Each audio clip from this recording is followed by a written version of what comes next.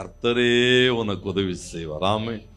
ஆட்கள் வந்து உதவி செய்வாங்க, சொந்தக்காரன் வந்து உதவி செய்வான், இங்கேருந்து உதவி வராங்க. இல்லை, அவர் சொல்கிறாரு, நானே உனக்கு உதவி செய்வேன்.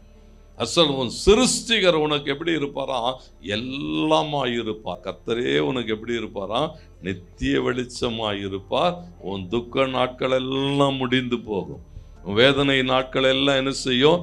முடிந்து போகும். கண்ணீரின் நாட்கள் முடிந்து போகும். ஏன்னா ஆண்டவர் சொல்லுகிறார், நான் உனக்கு நித்திய வெளிச்சமாய் இருப்பேன். நம்மையும் நம்முடைய குடும்பத்தையும் நம்முடைய பிள்ளைகளை எப்படி வைப்பார்னா நீதிமான்களாய். அது மாத்திரமல்ல, தேவனாலே நாட்டப்பட்டவர்களாய், நம் மூலமாய் அவர் மகிமைப்படுகிறவராய். இந்த வார்த்தை வாக்குத்தத்தங்கள் என்ன சொல்லுதுன்னா, கர்த்தருடைய மகிமை வருகிற போது நீங்கள் பலுகி பெருகுவீர்கள்.